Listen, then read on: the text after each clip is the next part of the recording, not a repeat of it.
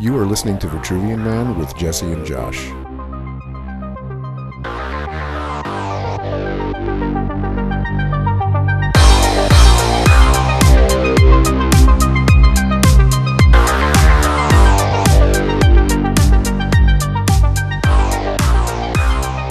Welcome back to Vitruvian Man. As usual, I am joined by Josh. My homie, how's it going? Josh and I had a great time. A couple weeks ago, we saw a comedy show. I've never been to a comedy show before that, and Yeah. it was very entertaining. Had some Pakistani food before. Well, Pakistani, Indian, basically. Yeah, that was good. Yeah, really good. That was like, that spice was good. That was all right. Went and saw Patton Oswalt. If you guys are young, that's Ratatouille. So that's how they know Patton That's fucking Oswalt. hilarious. Yeah. So he was good. I've been watching Brooklyn Nine-Nine, and he's the fire chief, which is fucking hilarious. That's a good some good cast. stuff. Yeah. Those guys are really funny. Yeah. I didn't know what to think about that show at first because, what's his name? Andy Samberg? Yeah, Andy Samberg. But he was made for that kind of role. I really enjoy him in that show. Did you happen to see Pop Star Never Stop, Never Stopping? No. So he made a movie like a Backstreet Boys movie, and I'm telling you, it is a hoot. Okay, I can get behind that. Tons of great cameos, people playing themselves, you know what I mean? But Yeah. it's like a biopic of a band that never existed, and it is hilarious. Okay, because Really fun. I could see him being great in something Yeah. like that. Yeah. Yeah, I think you'll enjoy. I think you'll be a fan after you see that movie. That's pretty darn good. Yeah. All right. So this week, Josh and I were banding about and kind of thought it might be interesting to talk about community. Obviously, community is something that touches a lot of our lives, and it seems to both involve the evil side of humanity and the good side of humanity. When you started your research with community, like where did you start out and like how did you end up, and did you find anything interesting or bizarre that you hadn't thought you'd encounter, or how did your journey go through this research? So my whole idea at the outset was, what kind of, in context of our show, what kind of communities are there out there for men,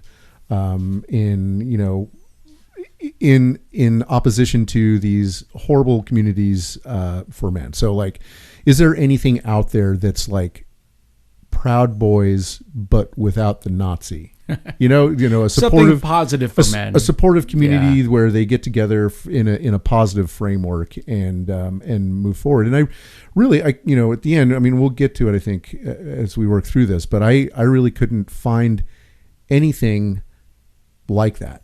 All of the communities that are out there for men right now are fucking awful, as far as I can tell. So I think the lesson we can learn from this is when men get together in groups, it's a bad thing. Sure. Yeah, absolutely. Yeah. Not really a big shock.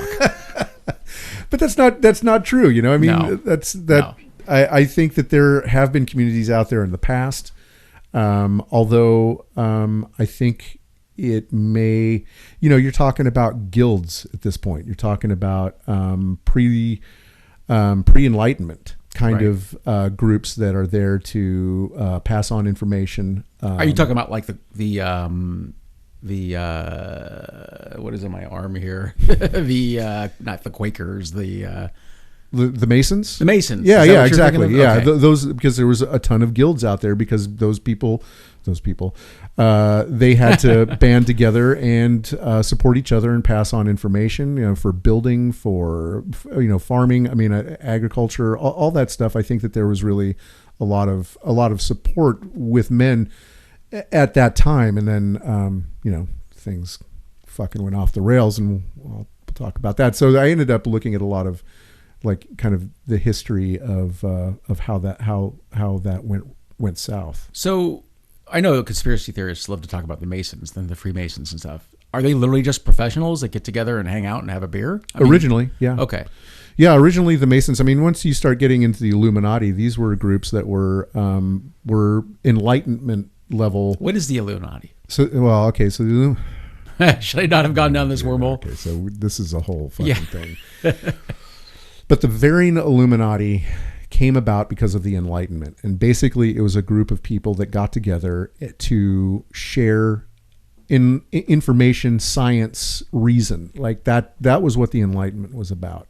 And so the Illuminati were the illuminated ones, the enlightened ones, that were there to share information. And then, of course, the nut jobs got a hold of it. And so the coastal elites, they were the coastal elites. Well, they would have been, because they had enough leisure time to discuss reason and science. Right. Did you know that they actually, a little factoid, but I thought it was kind of funny. They think that coffee played a large part of the Renaissance. Yeah. That basically coffee gets introduced and suddenly you're able to stay up longer and you know, kind of have this kind of creative juice going, you know, a little and people brighter would and happier. people would gather in one spot and drink coffee and have discussions and you know, all jacked up reading literature and shit like that. Yeah, absolutely. Right. That and then well, tea before it, right? Because tea. Well, no, I guess tea was after that. Oh, was it? Okay. It's funny. I thought tea was first, but I guess not. Well, they had a real fucking hard time getting tea. Did they? Oh, well, I mean, wars were fought over it. Right? Yeah. I mean, haven't you done your tea and coffee research, Josh? Well, you know, I forget the dates on coffee and tea, but yeah, I know. I mean, fucking tea. Yeah. Do we know where coffee originated? I don't think we do. Yemen. Oh, really? Yeah. Oh, nice. Yeah. The flying goats. Now, wait a second. There was a place around here called Flying Goat Coffee. Flying Goat Coffee. What are the Flying Goats? So it was originally called the original tale from Yemen was the dancing goats, and it was these farmers, and they'd have their goats up on the hill, and they noticed when they'd eat these particular beans, they'd start fucking dancing, and so they're like, oh, what the fuck's going on there? So they went and they figured out, okay, so it's these berries, and then they would try and eat them, but you know, wasn't that great, so they ended up figuring out how to turn it into a drink. Let's put fire on it. Extracting caffeine and getting all hopped up. And fire makes meat taste good. Yeah. So and roasting it makes the caffeine more available. You know? So literally, the goats were like jumping around like mad. Yeah. That's funny. I didn't know that. And then the flying goat, they wanted to call themselves the dancing goat, but it had already been trademarked for something else. Yeah. And so they became the flying goat. That's absolutely, that's the story behind that. So let's start in the Renaissance. Well, actually, I'm kidding. Start wherever you want, obviously. Well, no, because I mean, it all builds on it. But this might seem like a lot, but you know, so if you look at kind of the idea of the need for people to gather, the need for people, for men to get together, you know, to have kind of a unifying kinship kind of thing. Okay, so basically the first line that I wrote down is the fracturing of the modern world caused by modern liberalism and indirectly the Enlightenment. Okay, extrapolate. So, you know, in 1993, our friend of the pod, Hillary Rodham Clinton, said this: we realize that somehow economic growth and prosperity, political democracy, and freedom are not enough. That we lack meaning in our individual lives and meaning collectively. We lack a sense that our lives are part of some greater effort, that we are connected to one another, and the signs of alienation, despair, and hopelessness are all too common and cannot be ignored. So Trump is right. She's an awful person. Sure. What a mean, nasty, terrible person to say something like that. But what she was talking about is a crisis of meaning. And meaning that if like our existence has little meaning? Meaning that we don't have a meaning anymore. And this can be traced back to, I think, starting with the Enlightenment, but more modern liberalism. Okay, just to get this out there, I'm a fan of both of those. I'm a fan of secular liberalism. But it has thrown a wrench in the basic interaction of humans and their feeling of community and belonging. So are you talking about extreme liberalism like woke culture and no, cancel culture? That's something completely different. So I'm talking about liberalism. Okay, so I'll define liberalism here. Generally speaking, it's a rejection of a ruler, as in an autocracy, a dictatorship, or a monarchy, or a theocracy. And it's replaced by a central philosophy of all people being born free and equal, with a government based on the rule of law, pluralism, tolerance, minority rights, distributed authority, limited government, and democratic decision making. So liberalism is the modern state of politics. Before that, prior to that, and even more so prior to the Enlightenment. The Enlightenment was the first break with this whole concept, although they relied on religion a lot after that for a sense of meaning and a sense of community. But when this concept came about, basically that took away any greater enforced sense of community and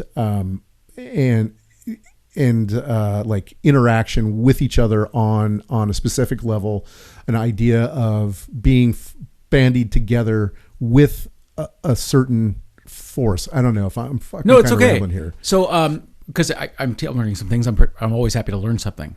So Hillary Clinton's, going back to what her quote was, right? Was she saying we were going away from that, or what was her main point? No, in that quote then? She didn't say this specifically, but the idea that since we became a liberal society, the West has become, it's become a liberal. The idea of a liberal democracy is a thing. Yeah, we have lost a central meaning, so we've got a crisis of meaning, which cuts a lot of people loose in a way that's you're unfocused. You haven't got a common goal. There's no common meaning for a group of people. If you're secular, you don't have religion. You're saying, especially right, especially in a secular liberal kind of situation. So, as a liberal democracy, is that something that de Tocqueville would have defined, or like who would be the earlier pioneer or proponent of that? Oh God, I can't. Come on, Josh, don't you know everything? Fuck my notes up. You know my co-host is omniscient. You people know that. But prior to the Enlightenment and prior to liberalism, meaning and community were inherent. They were given because what you're looking at is you had a government, right, which was either a theocracy or an autocracy, right, or oligarchy, a dictator, monarchical dictatorship. Mm-hmm. So you're looking at like these kinds of governments and situations where either the sovereign, which is going to be whatever ruler of the area, or God is going to hand down meaning to you.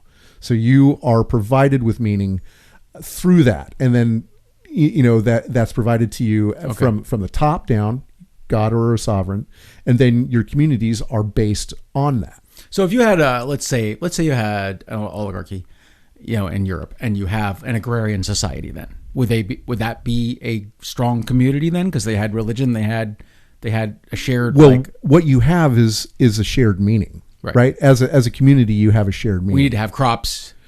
Well, you are growing the crops for your sovereign, right? And your concept of meaning is given to you by your sovereign, right? There is no idea of individual liberty, right? Mm-hmm. That's not even a fucking concept, and you kind of start getting that concept during the Enlightenment, right? It starts breaking down, and you start getting people that are talking about science and reason and secularism, right? And maybe not secularism as we know it, but they're moving away from the single God kind of theocracy kind of idea. They're moving towards pandeism and things like that, which I think most of the founding fathers of America were some sort of pantheists. Okay. Right? They weren't necessarily like an omnipotent God. They were like the universe is God. Yeah. Right? That was kind of what they were moving towards during the Enlightenment. And then, the Enlightenment, you're looking at running from 1660 to the late 1700s. Yes.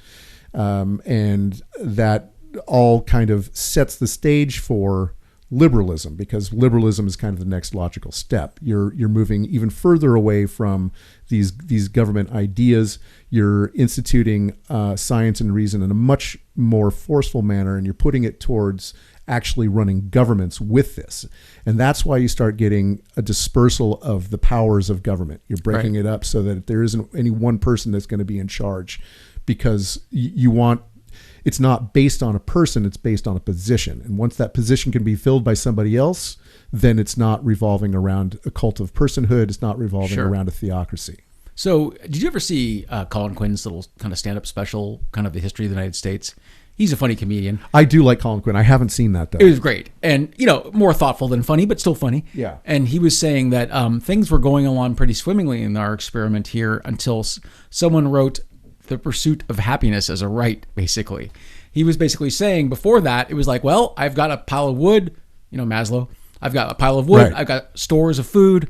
I've got a wife and kids that love me. I have a farm that I can take care of. That's my meaning. That's my purpose, all that stuff. And then suddenly the idea that we're meant to be happy comes around, and it's like, this is one of the quotes we're going to talk about later in the episode. I'm not certain that humans were meant to be happy at all. Well, the thing is that was okay. So the way it was presented, because this is an enlightenment idea, is the pursuit of happiness. And they don't say that you have a right to happiness. You have a right to pursue happiness. Sure, absolutely. And that's like, I get what he's saying. Yeah. And it is pretty funny. But the idea is that you can pursue your own goals, your own. So like, I mean, when you have a kid, and I don't have a kid, right? So I'm talking out my ass, really.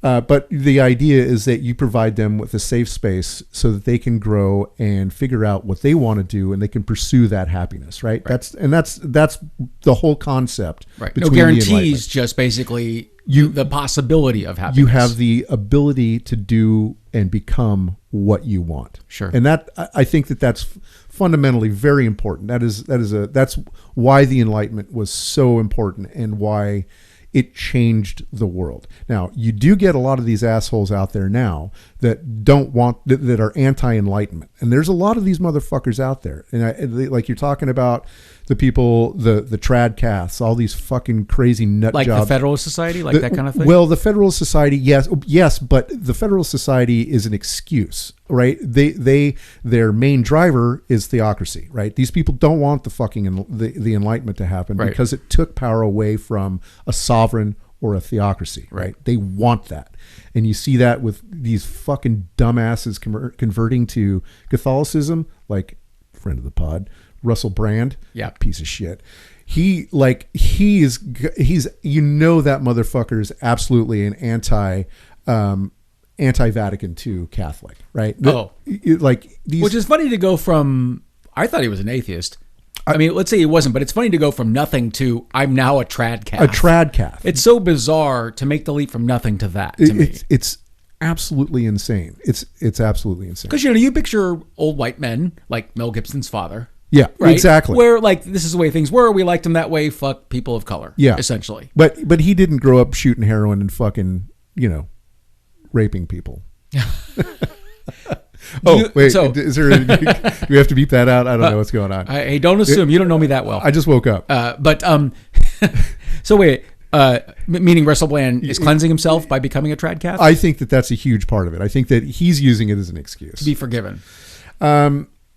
By the public more than anything, but yes. Right. Yeah, I don't know if he actually believes it. Although, I mean, you listen to that fucking rambling sack crap, man, that guy, he knows so many words that he doesn't understand the meaning. We did talk about that. We did. I was tricked by him. The first few times I saw him, I'm like, oh, I actually listened to his podcast a couple times too. I guess he said enough interesting things that I enjoyed him. And then the further along it went, it's like, what is this guy talking about? What the fuck is he talking about? I heard something the other day, and I'm like, he has no idea what he just said. He just said a bunch of syllables. Well, he was on, not John Heilman, it was someone like that. He was on Bill Maher with a respected media person. And I think I told you this, and Russell Brand said that Fox and MSNBC are the same thing. Yeah, totally. And I'm so glad when someone on the panel goes, you know what? I've done panels on both networks, and that is a load of fucking bullshit. He just said what Brandon said was fucking bullshit. It's absolute bullshit. That it's nonsense. Yeah. So it was nice to hear someone calling him on that. It's good to hear that. All right, so I derailed you. I'm sorry. No, that's all right. So we talked about Hillary Clinton, that quote. Was that from her book then? No, that was a speech that she gave in 1993. Okay. I can't remember what it was for. But there was other people that were kind of coming up with these same kind of ideas. Kind of like tracing, like seeing the loss of this type of... a crisis of meaning. Because it's basically, once you take the meaning being given to you out of the picture, you have to find meaning on your own. And that's very difficult. Like, I especially if you're not, like, I'm not a joiner, and finding meaning in life, it's fucking difficult. And that crisis of meaning really set the stage for a lot of these manosphere idiots. Like, it totally set the stage people for searching. I mean, obviously, if I say make your bed and I write that in a book, and Right. he goes, "Oh my God, he just told people to make their beds." Yeah. Like, that's why Jordan Peterson. So, like, he's the crusty old kind of mean guy who's the father figure saying, "Make your bed, clean your room." Right. And actually, I used to listen to a guy like that on the radio when I was a kid, and I had some horrible father figures.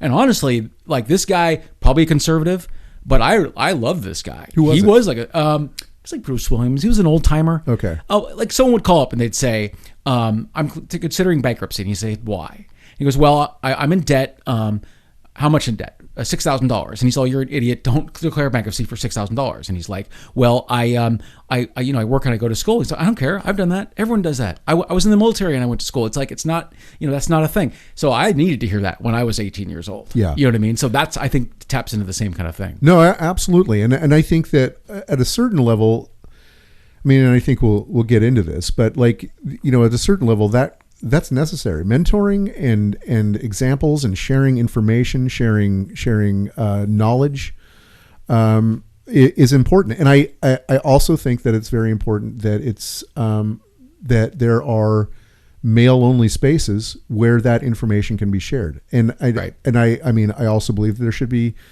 women only spaces where that women they can share the information as well. Obviously, both genders need a safe space to absolutely. talk and to talk about things that affect them. Yes, specifically. Yes, and it's super fucking important. And now for men, I can't find anything that isn't completely fucking toxic or just kind of.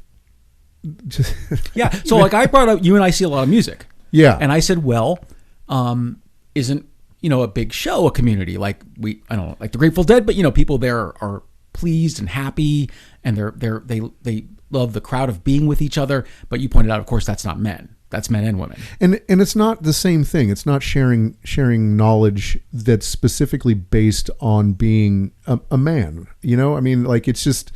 And that's why you get the Proud Boys, man. That's why you get these fucking groups out there. You get the bass, for God's sakes. Well, they're filling the void, right? Atomwaffen. All these things take off because you have a crisis of meaning, and they give them a meaning. And it always turns out to be this fucking horrible concept of toxic, like, tribalism. There's always an other, and they're always bad. Yeah. And then it becomes, because people are fucking stupid. They fucking base it on race or whatever, I mean, yeah. Or what, some fucking horrible idea of nationalism. Like, I can actually get behind like a kind of like patriotic nationalism that isn't completely fucking idiotic. The idea like of rooting for you. I don't, because I fucking think sports are ridiculous, but I can see voting for your team or, rooting for your team or rooting for America at the Olympics, even though I didn't watch a single fucking thing. But you can identify why that makes people happy. Right. And I get it where, if you're doing it, it's all fun and games. Yeah. But then it turns fucking ugly. Yeah. And you like, again, that's not a male only space. And when you're talking about male only spaces, like, really I couldn't find a single fucking thing that was progressive or, I mean, and it's because it's really difficult to get people to unite around a concept or an idea that doesn't exclude or include isn't based on hate or othering someone or else. Disgust, right? Those two things, those drive the emotions high. Well, don't forget, rage is addictive, right? Right. So it's so easy to and rage is based on either hate or disgust, yeah. right? And that's why, I mean, conservatives basically, they have a higher rating on, like, they right. find more things easily disgusting, right? Yeah. It's true. It's one of those things. Outrage. It's outrage. Yeah, it triggers outrage. Real quick, one anecdote I wanted to tell was years ago on NPR. One of the main leaders of the white hate movement. He had gone to prison for murdering a black person, and before he was ever a criminal, his parents beat him and berated him, and he left the house at like 14. Nazis took him in. And they were nice to him, right. They fed him, and they were cool to him. And it's funny because he got out of prison all ready to, he's obviously Nazi before he got there, and he's full on Nazi once he leaves. His first job's with a Jewish jeweler. And he literally is looking for horns. Like, he's been so brainwashed. Yeah, that right. he's like looking for all these horrible things. So he's worked a couple weeks. It's time for his paycheck. And knowing that Jews are, thieves and money, pinchers, Yeah. he's going to not get his full check. And the guy goes, here you go. You did a great job. Please come back. And he goes, just that one thing kind of shattered a lot of his like worldview. Like, right. One guy was nice to him, and it was not a stereotype that he was taught. And that kind of like began his road to recovery. And now he consults with the FBI right. on white hate groups. So he infiltrated, didn't he? Like, get in and infiltrate. What I know for a fact was, so in the early days of Trump, he was consulting with the FBI, and I heard him again on the NPR, and he said, if you're curious about any kind of tertiary or, let's say, thinly like links to extremism and Nazism, like if you're concerned maybe, is this movement part of the white hate movement? It is absolutely part of the white hate movement, the Trump movement. And he says you watch Trump crowds and you can point out people in the leadership positions of white hate, basically. Yeah. So he was helping the FBI, identify these guys. Yeah, so. I think I read an article about him. Yeah, pretty incredible. Yeah, good guy. Now he is. Yeah, right. But an interesting turnaround, though. But yeah, I mean, you're right. I mean, there's so many. Like, I was looking up tribalism. I was doing some research on tribalism, and it's funny because like guys like Andrew Tate and the people we're talking about, they really are exactly what you just said. It's so easy just to say a certain amount of platitudes or certain really cliche things, and it just clicks. It's like, make your bed. Also, those black people are bad. Right? I mean, that's somehow it fucking, that's the slope. Also, uterus. By the way, yeah, fuck uterus. That's right. I saw a guy, sorry to derail you one more time, on MSNBC the other guy. There was a wonderful report. I'm sorry, I can't remember his name, but he said something really interesting about walls. He said that for the last 15 years or so, the older kind of kind white male, kind of the grandfatherly type, has been removed from politics. That guys like Trump and assholes like Trump have removed these kind of like surrogate, not father figures, kind of grandfatherly figures. And he says that's why Walz is so popular now. And Walz, a friend of ours, she recoiled at the notion that Walz was a football coach. But do you know that Walz spearheaded the gay lesbian student groups at his high school that he was teaching at? Super awesome. Like, yeah. So I think it's interesting. I love what he said. I hadn't heard someone say that like Walz isn't just down to earth and all these things. He really is bringing back the approachable, kind, older white male. Yeah. That's a thing we haven't had for several years in politics. I on a couple of Substack things that I was reading, people were saying the exact same thing. They're like, the old grandfather, the old uncle that you lost to Trump is back with Walz. Good point. And he did mention that. He said we've got like hundreds of thousands of family members that are living dead. Yeah, right. That people have, they don't want the email forwards. They don't want the Trumpian bullshit. Yeah. And they're alive, but many families have cut off those family members. Yeah, it's pretty sad. And this guy, I mean, and you can chalk that all up to fucking Fox and talk radio. Of course. And I don't know, have we discussed there's a documentary of this woman that basically details her father's descent. No. And he was left liberal. Oh, really?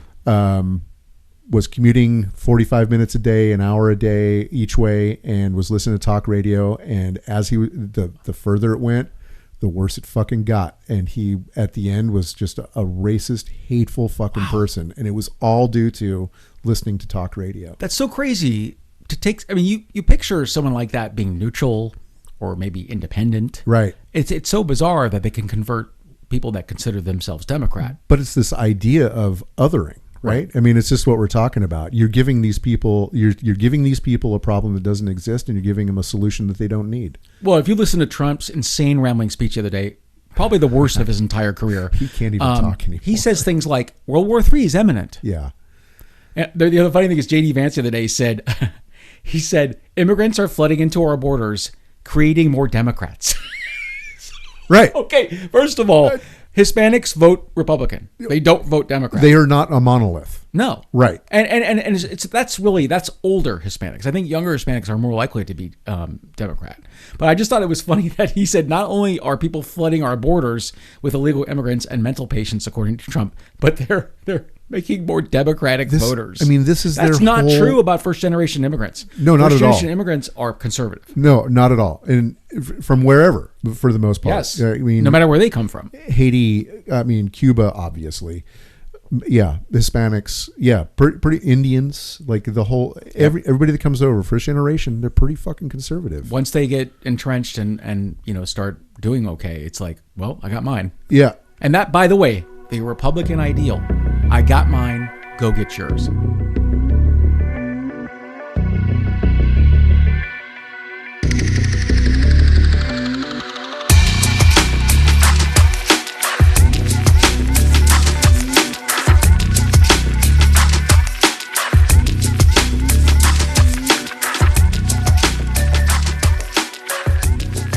You look at the prison through that. I'm sorry to derail this, but like Vance's wife, an Indian woman, right? And someone said to me the other day, yeah, Melania, exactly. How does someone of color be with this guy? And it's like, well, they got theirs. You go get yours. Yeah, that's all it is. Cheryl, who's married to FDR, or I'm sorry, FDR, JFK Jr. My bad. Like, how does Cheryl Hines stay married to that guy? Well, she got hers, I guess. It was the bearskin. What was the bearskin? Oh God, have you not? Did you not hear? Oh, okay. So this is an update, an RFK update. Oh, okay. Dude, this is so good. New York Magazine, I think it was New York Magazine, had an article, and basically he released a video of him telling Roseanne Barr the story of him picking up a dead bear carcass. So he Wait, the skin or the bear? A whole bear. No. I'm telling you. No. Wait, you got to listen. Yeah. Because he was falling. He claims that he was falling behind some lady, and she fucking hit a bear. And he's like, oh, that's perfectly good fucking bear. Yeah. Pulls over, fucking throws the bear in the trunk, right? And then drives around with it for a while and forgets about it because he's off falconing with his pals. What's falconing? Do you mean he has falcons? Oh yeah, he's a falcon hunter. Okay. Oh, but yeah, somewhat. Yeah, okay. Anyway, so I'll deal with that bear later. I have to go falconing. I have to go with the boys and go falconing because I'm a man of the people. Yes. So he realizes after dinner, at Luger's Steakhouse or something like that, he realizes, oh shit, well, the bear's been in there a little bit long. I think, the meat's probably gone off. I don't know what to do with it. Right. So they're driving through fucking New York, and they fucking decide, he fucking decides that he is going to, in the past few weeks, there had been a few bicyclists that had been killed by cars or something like that. And so he thought it would be really fucking genius to throw the dead fucking bear carcass out and put a bicycle on top of it. Sorry, I just laughed right into the mic. Wait. To help bicyclists. This is such a fucking... He's going to put the dead bear in the middle of the road and put a bicycle on top. Put a bicycle on top of the dead fucking bear, dude. Like, I just blew up our mics. Sorry. And what would that do? I don't know. I really couldn't get what the purpose of it was. Okay. He thought it was fun. I think the worm had eaten the chunk. Now, I'm no zoologist, but isn't a baby bear cub 200 pounds? Yeah. Well. I mean, or 300. It could be anywhere from it could be a cub. Okay. It could be like. Okay. So let's say pretend he found a cub. No. This is a true thing because this fucking bear was found in Central Park, and they're like, "Who the fuck did this?" So he dumped 10 years ago. That has to be illegal to dump a bear carcass in the middle of some. Just leave a bear carcass somewhere. I would imagine. So I haven't looked up the really law happened. on that, Okay. but no, this absolutely fucking happened. And New York Magazine was going to run a story, so he fucking dropped this video. Telling Roseanne Barr this story to get out ahead of the fucking situation, and it sounds even fucking worse. So he's telling her the story as a preemptive move so he doesn't get in trouble? So he thinks that he's getting out in front of the story. Okay. What a fucking moron. Okay, so we can throw that half asshole of the week right there. Oh my God. So I totally derailed myself with that. That sounds great. Roseanne Barr, man, that we used to watch her show. Did you watch her show back in the day? But yeah, back in the day, it's pretty good. She was great. Her stand-up was actually pretty good. John Goodman. I mean, I think before like hillbilly comics became a thing, I think she was like kind of playing upon her white trash background. Absolutely. Did a pretty good job with it. You know, like I think before the hillbilly comics, she might have been fucking mind. Oh my Lord. The fuck. Anyway, yeah. Right. Anyway, so yeah. Enough about her. Yeah, so I got you derailed. Well, no, I think we're there. Like, I mean, basically, the idea here for me is, this idea of like belonging, like this common idea of having a tribe, common goals. These are, I think, something that are very important to share with other people that you have things in common with. Right. And not necessarily, all men or all women, but it's important to have these bonding groups, bonding communities. And I don't see anything out there that's like that is for the common good.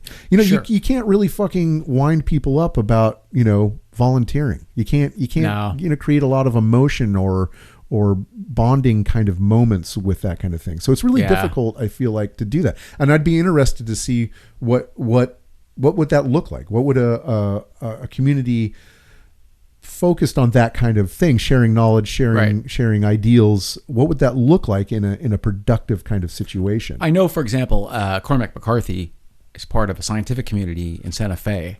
Have you heard about that? No, it's pretty famous. I've heard of Cormac McCarthy. So it'll be like, here's Cormac McCarthy, and there's an astrophysicist, and it's kind of like these Renaissance groups you were talking about, basically like the intellectuals that get together and kind of talk about issues of the day and stuff like that. I mean, but obviously those guys are uber intellectual, like very famous people. So I mean, like something maybe for the common man would be nice, right. Something right. that you and I could attend, because they're not letting us through the gates of that place. So. Right, and that's the hard part for me. The hard part of this problem is what would that look like? How would that community be? Because you see an attempt at that with the men's bonding movement. The whole what's his name?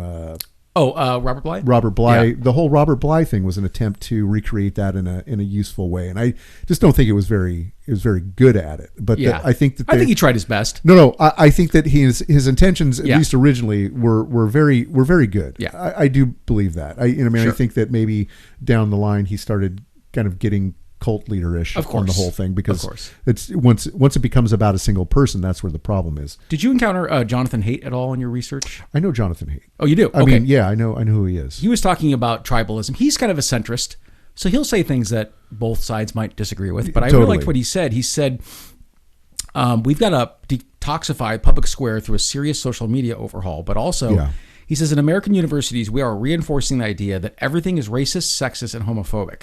We also encourage students to identify themselves as marginalized, even though we are talking about the most anti-racist and pro-gay institutions in the world.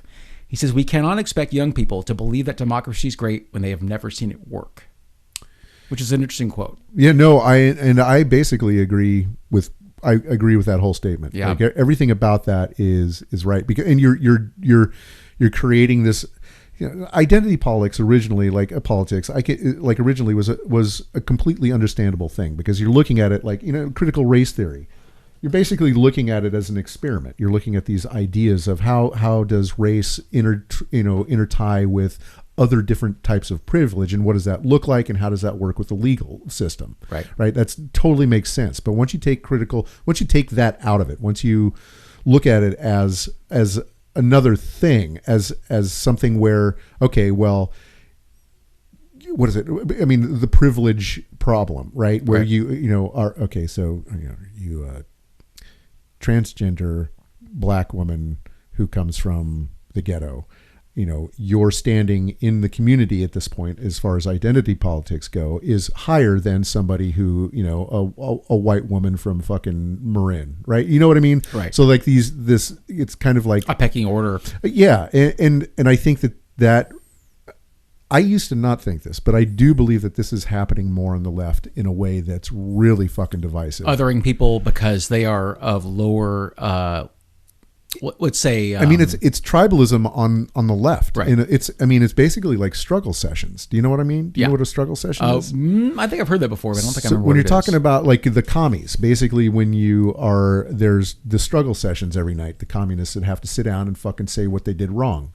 Right. And then everybody in the fucking group judges them and tells them what a piece of shit they are. Right. I mean, that's right. Struggle session. And you're seeing that same fucking bullshit on the left now. I don't understand how they're just getting so out of hand. And I mean, I sound like a goddamn fucking lunatic, but no, I get it.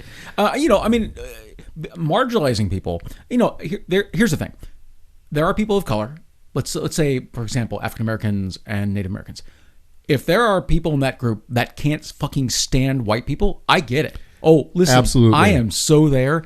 If you don't ever want to talk to a white person and you have nothing good to say to them, I don't judge at all. No, I get that kind of racism. The problem is the way we bring people back in is talking. Right. And talking about things that we share rather than the things that separate us. I think so many of our politicians, more on the right than the left, but so many of our politicians have basically built these walls. Like, you're this or you're that. And that's just such nonsense. Right. Their idea of identity. I mean, it's the right's identity idea of identity politics. Right. I mean, like we were talking about guns, and it's like, I think it would be great for gun owners to talk from all over the place and all strata of life to talk to each other. And because it's like, they're coming for our guns and the people of color are coming for us. No, they're not. No, they've got a gun because they want to protect their family, just like you want to protect your family. Yeah. So I just think, again, I get the hate. If there's someone that hates someone because of their pain they've suffered from racism, don't even judge. I just think there have to be enough people to bring other people back into the fold, to bring these people that are feel marginalized, like let them know that they shouldn't feel marginalized, that we all share the same struggle. We all want, a minimum wage that's reasonable. And you know what I mean? Like, so how now these are the kinds of things that drive my sense of my sense of community and kind of like belonging is people that have these same ideas. But how do you translate that into an actual community or into a group? Like, it's so fucking hard. And how do you organize that? See, that's the thing, right? Yeah. Like, getting that organized is a lot of work. Because it's easy to organize people around hate. I mean, it really is. No, it really is. So it probably would take people like Mark Cuban, someone that's more left-leaning or middle, to like help kind of like foster conversations like this. Someone with some money and some power and some time on their hands. You know what I mean? Because I don't know how else is going to happen. Yeah. I mean... well, no, it's like when all this started going down, and I really started listening to like Sam Harris and other people that were basically just trying to have conversations. Mm-hmm. I thought that would be a really good way to start things, is like a skeptics group, for example. Well, not necessarily a skeptics group, but having conversations with people that have different ideas. You were talking about how there was at one point Republicans that you could respect. Right. And I think that there's still people out there on the right that you can. Mitt Romney, it turns out, is a Republican we can respect. I'm just saying. Yeah. Okay. When he was governor, his state had universal health care. You're right. Yeah. I'm not like, kissing his ass. No, I know. I know you're not. You know what I mean? I know you're not. One of the only Republicans back in the day to talk shit about Trump. Right. He was off out of the gate. He was against him. When he was running for president, I was dead set against it. But I think I earned a bit of respect for him as the years went by. So yeah. So, I mean, that's the kind of thing is having, I mean, like a not shitty TED. You know what I mean? Like, I feel like just having people come in for a conversation with two sides and not a debate, because a debate is it's parlor tricks and bullshit. Sure. You're looking to win. No debate. It's not a zero sum game. You want to have a fucking conversation. And I've seen some great ones. I mean, I went and saw conversation Sam Harris and Yuval Noah Harari, and that was a great Wow. conversation. You know, they were talking about really interesting things. That's cool. And I think that we could do that, but you're right. It would take money and time. Yeah, Psychology Today actually did have an interesting list. I mean, it's not mind-blowing, but it was basically how to combat tribalism in the digital age. Where was this? What was this? Psychology Today had an article about this. Okay. I'll just go through them real quick here. Yeah. Promote media literacy. Obviously, our country's media literacy is abominable. It's pretty bad. Yeah. Even understanding what is news is a problem right now. Encourage diverse perspectives, like you were saying. Yeah. Encourage talking about things that with people that don't necessarily feel the same about you do. Foster critical thinking. Obviously, yes, that's number one. People cannot one. think critically. Engage in civil discourse. Yes. Keep the rhetoric to a minimum. No name calling. Promote empathy and understanding. Absolutely agree. Yeah. Absolutely agree. I told you my uncle voted for Trump. That helps me. That helps me have empathy for Trump voters. Right. It gives you something to relate to. The part of me that wants to say fuck all the Trump voters has to remember that my uncles voted for Trump. Yeah. So, challenge stereotypes. Of course. Now there are stereotypes across the board, and that includes against white people. Of course, there are. Anyway, encourage active listening. Absolutely agree. Yeah. People are terrible listeners. My wife kind of taught me the art of listening. She's great at it, and it's really helped me 100%. So celebrate diversity of ideas and cultures. Some of these are the same. Encourage collaboration and create spaces for dialogue. So a lot of these are kind of the same thing, basically, that we were just kind of mentioning. On a side note, I remember when we first started hanging out again, I was, because I could tell there was times where you were really antsy to talk, but you fucking pulled back and you listened and had a conversation. But I could tell you were just fucking wound. You were ready. You were fired up, ready to talk about something, but you totally pulled back, and I totally respect that. I'm a bad interrupter. I've been working on it for a few years. The wife, and this sounds so corny, but it works. When you're talking and she gets inspired, she crosses her fingers. And I'm telling you, it's something you would teach like a 7-year-old, but boy, is it effective. If you're saying something super interesting, of course it's going to spark things in my mind. Yeah. But I don't want to interrupt you, so cross my fingers. I mean, and I swear to God, it works great. So I'll remember that. Yeah, you better. I don't know. So I thank you for doing all that research. You did a good job. My research was not great this week, so I really appreciate the research that you did. So I mean, really a whole lot about this conversation. I feel like I wanted to kind of delve into why this crisis of meaning came about. And I feel like, again, I'm a fan of the Enlightenment. I'm a fan of fucking liberalism. Right. But they carved a hole out of humanity that is really hard to replace on your own. You have to be very fucking dedicated to do it. So I appreciate what you're saying about my research, but it was like so interesting to me to see, why are these people fucking able to stir up these fucking poor bastards? Right. And a lot of them, they're coming from, like, it's just like we talk about. You have a bad father. Right. And we always fucking throw down daddy issues for these kinds of things. And you stick somebody in there and they're whispering some bullshit in your ear and you get fucking wound up, and it's easy to just, shave your head and fucking kick a black guy. Yeah. My wife's encouraged me to write me music every month, and I love that idea, and I've been trying to do that. But the problem is, I want to be in a band. So again, that's community. So as we seek things to fill our lives, because we're not being an agrarian culture, we have this time on our hands now. Obviously, taking up an instrument is a great idea. Yeah. Taking up painting is a great idea. That is a singular solo thing. So unless you're in a band, you're still by yourself. That's not community. That's a hobby. Right, it's a hobby. It becomes community maybe when you join a band and you collaborate on things like that. So that's been the hard part. And like to broaden that idea, being a band with a focus, right? Right. Not just playing music, but actually, playing music for something or in inspiration of something. Absolutely. And that's what we need. I feel like that's what modern society is really lacking. And I mean, fuck, if anybody's out there listening that wants to put together, a portfolio, something, like an idea of, like, if pitch it to me, because I'd be absolutely interested in starting something up that was a community focused on bettering humanity in some way or another, be that debates, be that inspirational art. I don't know. And, it's fucking rough being an atheist. It's like you you can't fall back on that idea of it's, of God and, all that bullshit. It's tough. Right. And so you have to fill in your own meaning. And that's, right. It may be, we're older-ish, so, it's even more difficult as you get older. You can fill in the blanks when you're younger pretty easily. Yeah. But I feel like as you get older, you're like, yeah, you know what? That's bullshit. I was hanging out with my nieces this week from New York. One of them's like 12, the other one's like 16. And I asked my sister, do they remember my dad, Grandpa Mike? And she goes, well, she said the last time they saw them was years ago. They visited, and they had one day to visit, and he took both kids to church twice.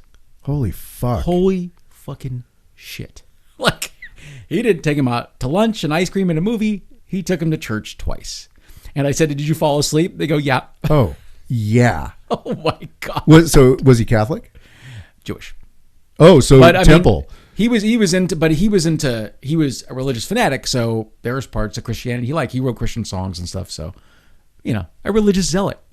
My dad. That's it. So. He just loved the religion. Oh, it's so great, religion. What a weird fucking thing. We were at a family reunion in Louisville, Kentucky a few years ago, and I walk up to my dad, who's talking to who I know to be a right-wing uncle, and they're talking about Satan and his role in our lives, and I'm like, fuck this. See, that's insanity. That's what's out there. That for is people. A community. That's of course it is. Yeah. Like, and this idea of disgust. They're disgusted at Satan and people that they think follow Satan and anything that falls outside of their idea of godly. It's fucking insane to me. And I want to counter it. I want people. Yeah. I want to fucking counter this bullshit. Man. Let's fucking Let's fight the fucking power.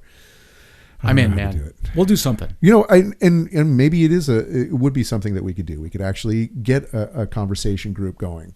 Oh, I'd love that. I mean, and again, I'm interested in divergent opinions. Me too. I really am. As long as it's not racist and sexist, I'm interested in very divergent opinions. I want to learn things. Right. Absolutely. And have and have it be a moderated conversation. I mean, it would be an audience and two people having conversation with a moderator. Absolutely. Just to keep the heat down. Yeah. Somebody in there to kind of guide it and keep the heat down. I love it. Yeah, a moderator's good, right? Let's not raise our voices. Right. Let's not interrupt each other. Yeah. No name calling. Let's just have these basics.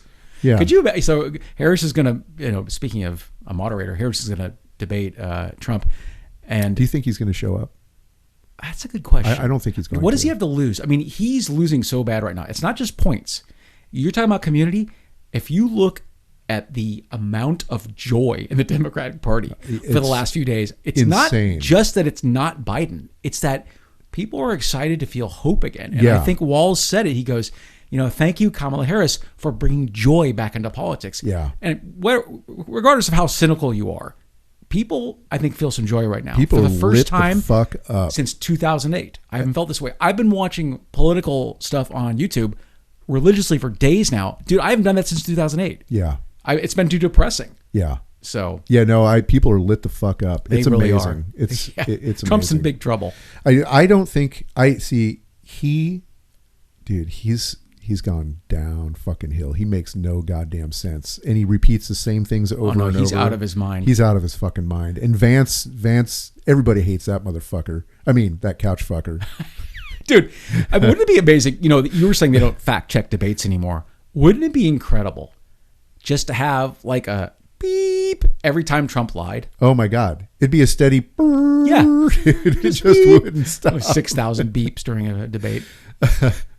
Well, I think that the CBS debate is going to have fact checking. I believe that's part of the real-time fact checking or afterwards? I believe it's real time, but I can't be sure. Oh, that would be incredible. I mean, that's like these fucking people. Like the last one was just so fucking stupid, dude. Oh yeah. Like anyway, but I didn't mean to drill us, but no. Looking forward to it though. It's the same thing. I mean, dude. If he does. He is going to get his ass handed to him. Biden got bullied. I mean, if you look at it, he can bully Biden. Dude, if you think you're going to bully Kamala Harris, guess again. That broad will smack him upside the mess fucking him head, the dude. fuck up. Oh my God. That look, I'm talking, bitch. Dude, oh my God, that was so good. Did you hear what Jesse Ventura was saying about Walls's military record? I didn't hear it, but I read great. the like an article that was talking about how he came to his defense. Yeah, and he said when Walls became governor, the first thing he did was call Ventura up and say, "Hey, I really want to pick your brain. I want to do this good, and I'd be interested to know your experience." And I think Ventura really respected that. Yeah. And Ventura said, for a Marine, I respect Marines. I know many Marines. For a Marine like Vance to talk shit about Walls's military record, it's just disrespectful. And I cannot wait. Walls is going to do it. He's going to look Vance in the eye and say, "How dare you? You disgrace every member of the military with your questioning what I did and how I did it." Well, and Vance has no leg to stand on. No. I mean, he wasn't even a war reporter. He was a war correspondent. Is that right? It was like he never saw any action. No. He was in an air-conditioned building. Well, and he was honorably discharged. He was honorably discharged after 4 years. So is what I read. So what does that mean? Well, honorably discharged just means he was done. Right. And he got his discharge. He got out. Whereas Walls has 24 years in the military. Right. Highest ranking member of the military in congressional history. Yeah. So, but on one more note before we go, we've got Asshole of the Week. I was hoping.